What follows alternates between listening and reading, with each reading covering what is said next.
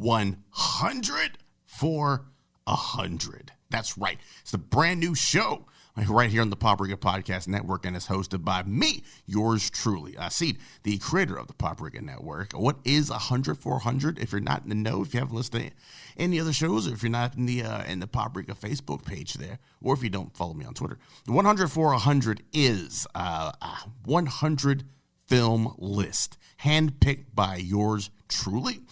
For people, suggestions for people who are just now getting into watching film. These are the joints that you want to start out with, man. This is, if you want to get in on the ground level, these are the films I think you need to watch. How this is going to work, like Film 101, man. This is like a freshman year film course for you, 100 of them.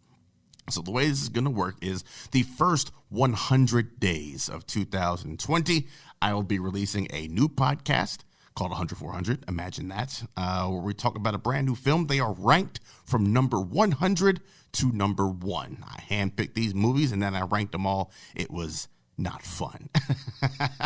Welcome to the brand new year. If you are listening to this, I'm going to assume that you did not get arrested on New Year's Eve. Congratulations to you, my friend.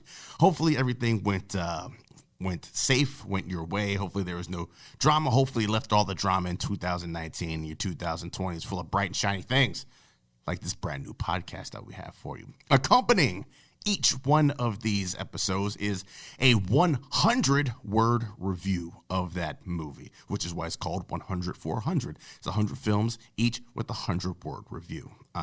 If you follow me on Twitter, at Seedalicious, SEEDALICIOUS, I will keep a running thread of each one of these bad boys with the 100-word review. And also, I do believe it will be up there in the Facebook group as well, more than likely. I don't know. With the 100, I'll let them handle it. With the 100-word review.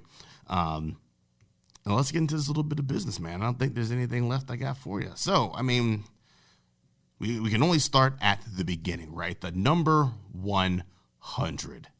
Clash of the Titans. That's right. 1981, directed by Desmond Davis, a filmmaker who, this is the only person whose movies I've watched of his, I do believe. I think this is his claim to fame, but we're going to talk about this business a little bit right now. So let's get out in this 100-word review, Clash of the Titans. An incredible combination of imagination, mythology, and innovation, Clash of the Titans stands firm as one of the classics in the fantasy genre, blending traditional hero's journey with a tale of famous Greek gods and goddesses.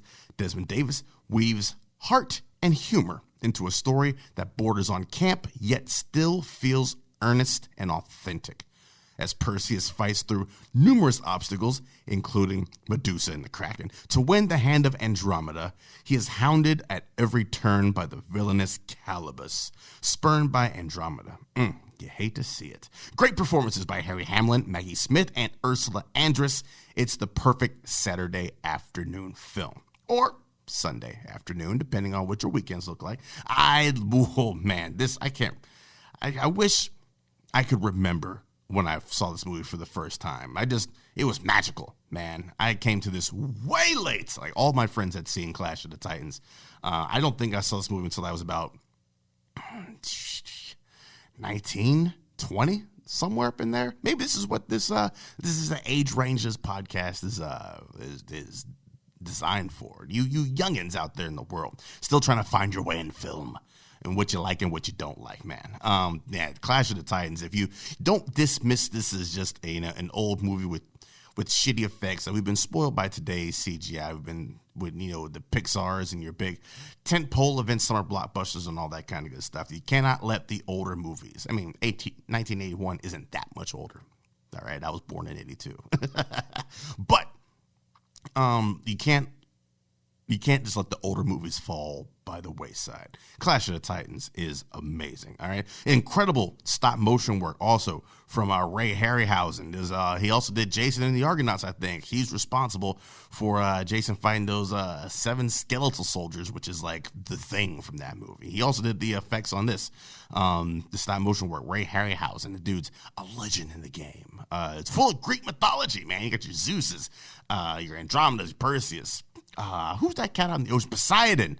All sorts of dudes pop a ball over this, and it's wonderful. I think Hera might be in there somewhere too. It's great. The number one thing about this movie is fun. It's just fucking fun, man. It's fun to watch it. Like, the humor is a little bit cheesy. It's a little bit corny. It doesn't quite hold up, but still, it's a fun watch. Burgess Meredith up in there. Like I said, Ursula Andress. Sir Laurence Olivier. So you see they're working with some A-list talent in what is pretty much a B movie. It's a great addition to the sword and sandal fantasy genre. It's you know, like your Sinbad, your Alibaba and the 40 Thieves. I feel like Clash of Titans kind of falls in that genre a little bit. Is the acting great in this? Nah, sometimes it is. Sometimes it isn't. But like I said, it is a whole lot of fun. My favorite scene from this movie is his fight with Medusa. Man, that was the stop motion work at its best. And it's got a little bit of tension up in there. It's a little bit tense. It's very directed very well, edited even better to create that tense moment. And we cannot not talk about Calibus, acted by actor Neil McCarthy, who was an excellent foil for Perseus all throughout this movie. Look, if you haven't seen Clash of the Titans, do yourself a favor. Take a Saturday afternoon, maybe a Sunday afternoon. Just open up, get the place nice and atmospheric, man. Open up the curtains, let a little bit of sunlight in there, as long as it's not directly on the TV. Get the kids. This could be a good family. I think there might be some iffy parts in there, but this is a decent enough family film. Just sit down and watch it and enjoy it for what it is. As long as you keep in mind that this came out back in the 80s, man, early 80s at that, I think it's worthwhile. So that's it, man. We're going to keep each one of these podcasts nice and short, probably somewhere between 5 and 10 minutes, maybe 4, maybe 12, who knows? But we're going to keep these podcasts nice and short to get you throughout your day, man. So number 100, the very first entry into the 100 for 100 podcast, Clash of the Titans.